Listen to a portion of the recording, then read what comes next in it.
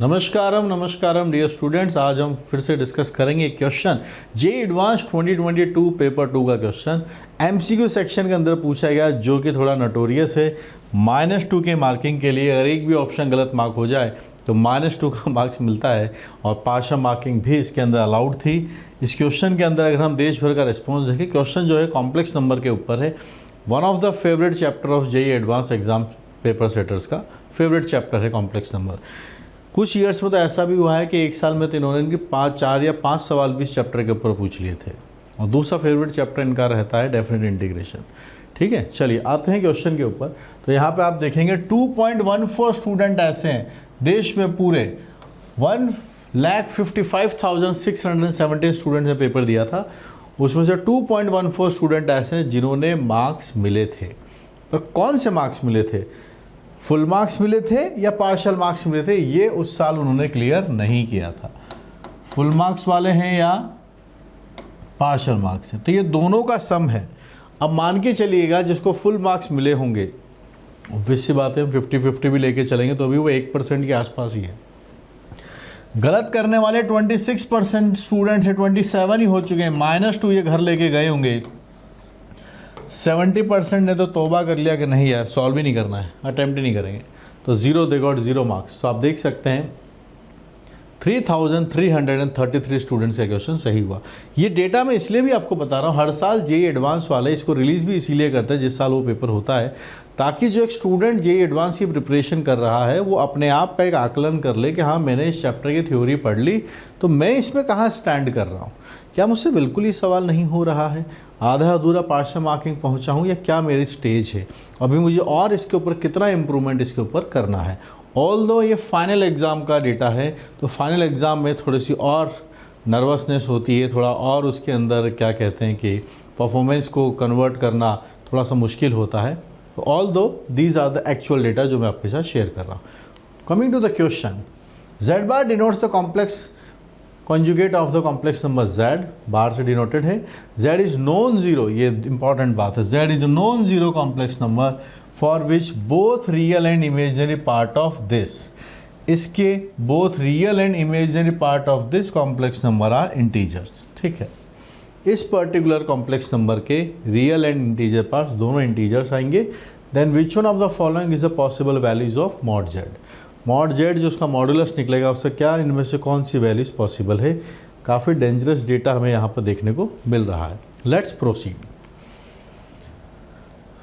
ये नंबर हमारे पास लिखा हुआ है, यहीं से हम शुरुआत करते हैं। तो ये लिखा हुआ है Z बार का स्क्वायर है, 1/Z का स्क्वायर है, तो ये भी एक कॉम्प्लेक्स नंबर होगा P + i/q। क्वेश्चन के अकॉर्डिंग गिवन है कि इसका रियल पार्ट और इमेजिनरी पार्ट दोनों इंटीजर्स हैं। ठीक है, Z स्क्वायर यहाँ पे लिखा हुआ है, तो हमने एक काम किया, यहाँ पर ऊपर नीचे Z बार से मल्टीप्लाई एंड डिवाइड कर देंगे। फ़ायदा क्या होगा उसके बारे में बातचीत करेंगे। आप सब जानते हैं कि Z बार जो होता है वो मॉड Z का स्क्वायर हो जाता है। बहुत फेमस फार्मूला है। किसी भी कॉम्प्लेक्स नंबर को उसके कॉन्जुगेट से अगर मल्टीप्लाई करते हैं तो वो उसके मॉडुलस का स्क्वायर बन जाता है। बहुत छोटा सा इसका प्रूफ भी होता है कि कोई भी कॉम्प्लेक्स नंबर हो, हम r e⁻i⁻θ लिख सकते हैं। Z बार आपके पास से r e⁻−i⁻θ है, दोनों को आप प्रोडक्ट करेंगे अगर, तो आपको पता है r² बन जाएगा, e⁻i⁻θ e⁻−i⁻θ कैंसिल हो जाएंगे, and we will be having r² as an answer. और r क्या होता है? Modulus, that is mod Z square.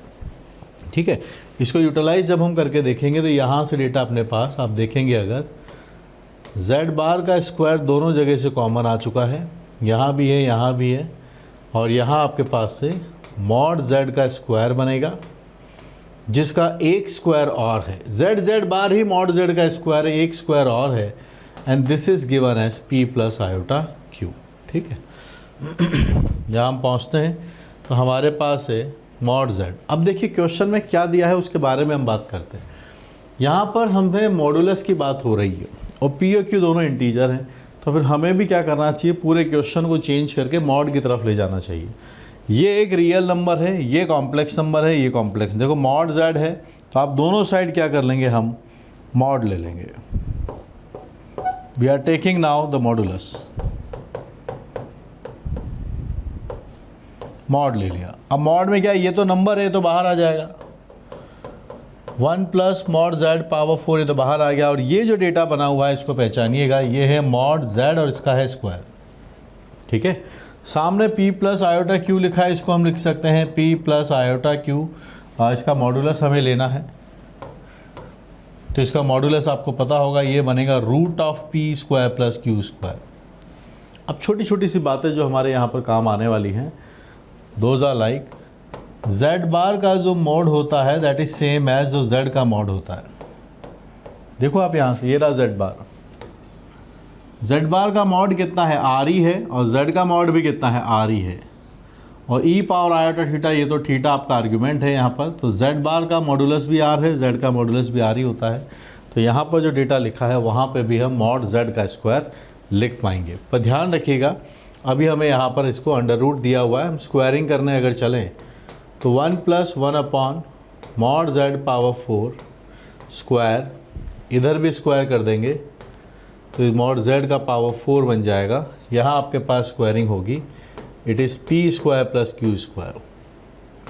Open करते हैं, it is 1 plus 1 upon power 8 2 bye mod z power 4, mod z power 4 is P square plus Q square. और simplify करते हैं, multiply होगा, यहाँ से आपके पास से मॉड z पावर 4, ये दोनों मल्टीप्लाई होके 2 बन जाएंगे, and we are having this as P square plus Q square. यहाँ से हमारे पास ये कंक्लूजन निकल कर आ रहा है कि एक रिजल्ट यहाँ बन रहा है mod z power 4 plus 1 upon mod z power 4 plus 2 is equal to P square plus Q square. This is what we are looking for.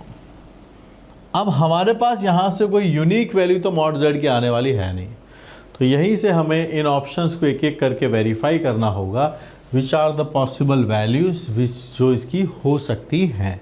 तो इसको थोड़ा एक नज़र देखने के बाद हमने किया क्या, कुछ नहीं किया, ये दिया हुआ था, हमने यहाँ पर z बार से ऊपर नीचे मल्टीप्लाई किया, इसको यूटिलाइज़ किया, आगे आया, दोनों साइड मॉड ले लिया।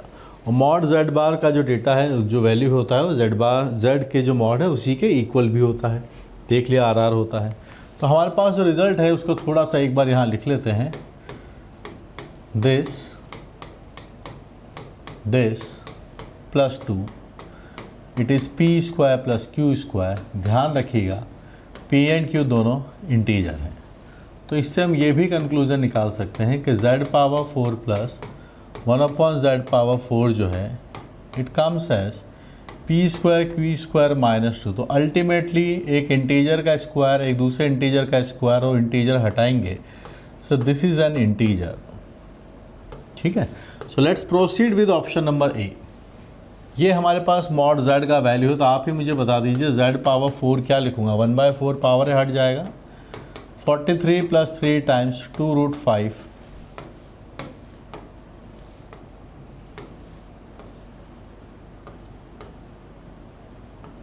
बाई 2, ठीक है। तो ये डेटा जो हम चाहते हैं उसको देखते हैं। अब जो चाहते हैं यहाँ से क्या डेटा बन जाएगा, mod z power 4 plus 1 upon mod z power 4, it is 43 plus 3 times root of 205/2। इसका रेसिप्रोकल लेना है, तो ये 2 बन जाएगा आपके पास से 43 प्लस 3 टाइम्स 205, और इसी का हम कॉन्जुगेट से भी मल्टीप्लाई करेंगे।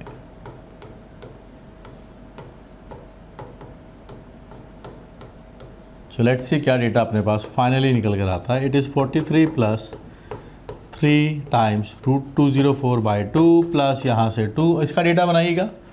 We are having 43 square 9 times 205, और 2 टाइम्स आपके पास लिखा हुआ 43 minus 2 times under root of 205। 43 का स्क्वायर हम थोड़ा निकाल लेते हैं, देख लेते हैं कितना डेटा ये बनेगा, उसके अकॉर्डिंग फिर हम थोड़ा सा आगे प्रोसीड करेंगे।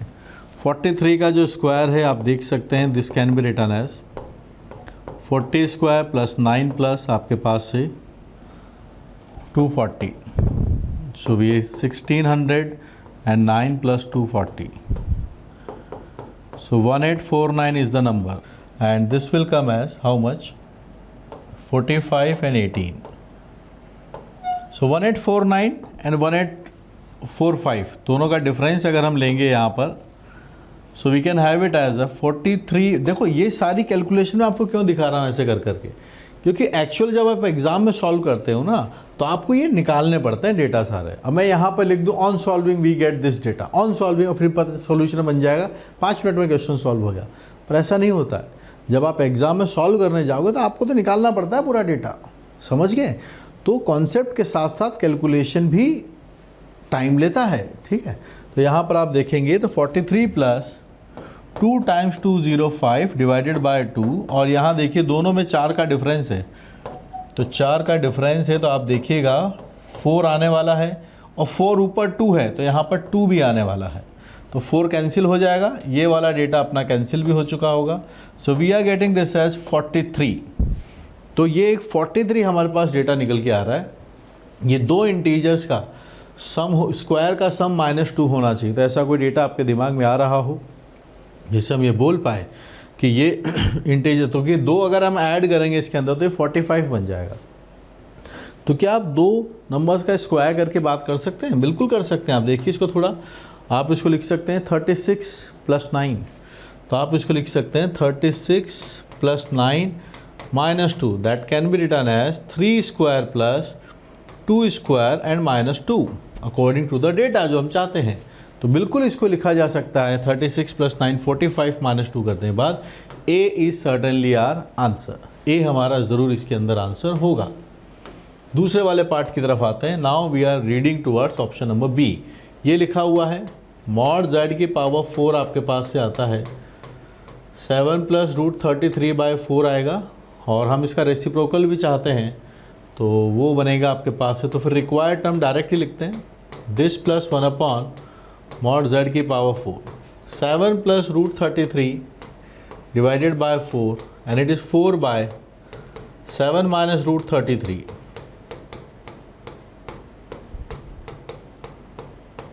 ठीक, ऊपर नीचे कॉन्जुगेट से मल्टीप्लाई किया इसके, तो आपके पास यहाँ प्लस है तो आपने मल्टीप्लाई डिवाइड माइनस वाले से करेंगे आप, ठीक है। तो थोड़ा सा ध्यान रखना है, एंड लेट्स सी कि क्या डेटा हम यहाँ से बना पाएंगे।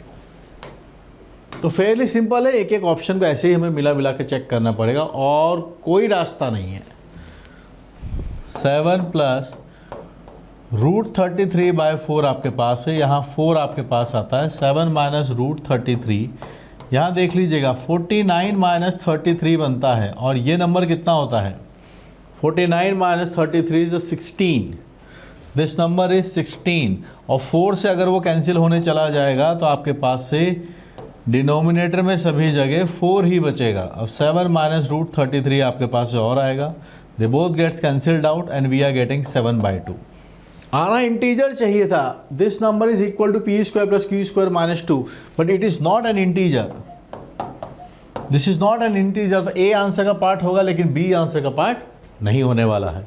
आगे चलते हैं, बाकी ऑप्शंस को मैच करते हैं। अब तक हमने देख लिया है ए आंसर आ रहा है, बी आंसर नहीं आ रहा है।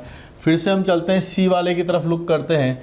तो z power 4 + 1 upon z power 4 के लिए हम डेटा बनाते हैं। सी ऑप्शन की बात हो रहा है तो इसका पावर 4 कीजिएगा, 9 + √65/4 है, और यहाँ 4 अपॉन 9 + √65 है। कॉन्जुगेट से मल्टीप्लाई करेंगे, डेटा बनाते हैं। इट इज़ 9 + √65/4 आपके पास से आता है, 81 - 65 आपके पास है, 4 यहाँ पे आने वाला है। थोड़ा देखिए इसको, तो ये डेटा कितना बनता है 75 होता 10 आता, दिस इज 16, 4 से कैंसिल होगा 4 बार, 9 + √65, इट इज़ 9 - √65 डिवाइडेड बाय 4, चला गया, we are getting 9/2, and again this is not the integer. पिछले वाले में 7/2 आया, इस वाले में 9/2 आया, this is not the answer. ठीक है, अब आगे चलते हैं डी वाले पार्ट की तरफ, उसको भी बना के देख लेते हैं कि अगर हम यहाँ पर z power 4 + 1 upon z power 4 बनाना चाहें तो ये बनेगा आपके पास से, देख सकते हैं 7 + √13/6, और यहाँ से बन जाएगा 6 अपॉन 7 + √13, ऊपर नीचे cross multiply with the conjugate. तो 7 + √13 आपके पास है, यहाँ 6 आता है, 6 पहले से लिखा है, it is 49 minus 13, it is 7 minus root 13 आपके पास लिखा हुआ है। तो आप थोड़ा देखेंगे तो आपको पता चलेगा कि ये नंबर कितना है। This number is 36। कितना है? 36 है। तो 7 प्लस रूट 13 बाय 6 लिखा हुआ है, 7 माइनस रूट 13 आपके पास है, यहाँ 6 है, यहाँ 36 है, तो आपके पास फिर से 6 आएगा। तो दिस गेट्स कैंसल्ड आउट। आपके पास ये डेटा अगर आप देखेंगे 7/6 plus 7/6, I guess we are getting 7/3। And अफसोस this is also not an integer, तो this is also not the answer. MCQ question है, आंसर SCQ जैसा है।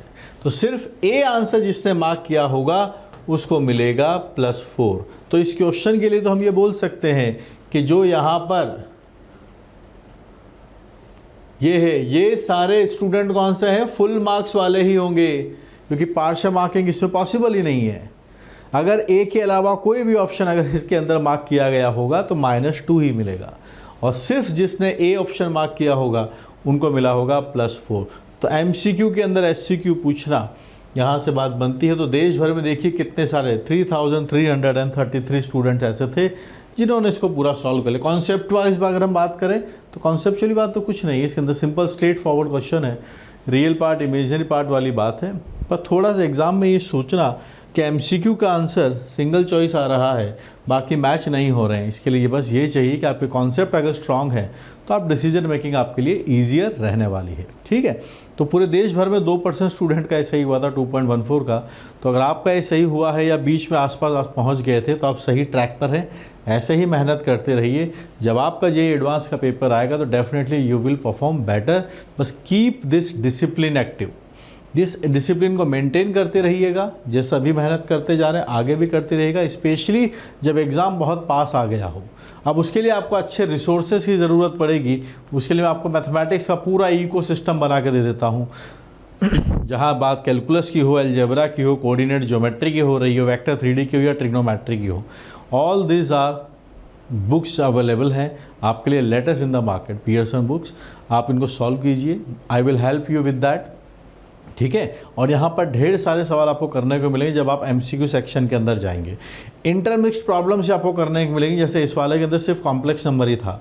पर JEE एडवांस अगर आप देखोगे, इवन इसी पेपर को देखोगे तो आपको इसके अंदर कई सारे चैप्टर मिक्स भी दिखे हैं, जहाँ पर वेक्टर के अंदर वेक्टर का क्वेश्चन है और मैट्रिक्स को इन्वॉल्व कर रखा है। ठीक है, प्रोबेबिलिटी के अंदर प्रोग्रेशन चल रहा है, ऐसे कई सारे क्वेश्चंस आपको देखने को मिलेंगे। तो उसके लिए आपको रिसोर्सेज भी उसी लेवल का चाहिए। अच्छी बात यह है कि all these books are solve books. ठीक है, प्रीवियस ईयर बुक्स भी अवेलेबल है। टेलीग्राम पे आप सबसे पहले मुझे ज्वाइन कर लीजिए @omsir से। वहाँ पर आप जब कनेक्ट कर जाएंगे तो जो आपके एग्ज़ाम रिलेटेड क्यूरीज़ हैं, जो आपके रिलेटेड गाइडेंस है, एग्ज़ाम रिलेटेड गाइडेंस है, वो मेरी तरफ से आपको हमेशा मिलती रहेंगी। मेरे कोर्सेज से पढ़ने के लिए you can always come to uplift JEE app, वहाँ पे आप आइए और ढेर सारे सवाल वहाँ पर आपको मैथमेटिक्स करने के लिए कोर्सेज सब आपको वहाँ पर मिलेंगे। एक नंबर भी आपको यहाँ पर फ्लैश होता हुआ दिख रहा होगा, you can connect on this. और गाइस ऐसे ही पढ़ते रहिए, we are always here to uplift your JEE preparation. Thank you so much.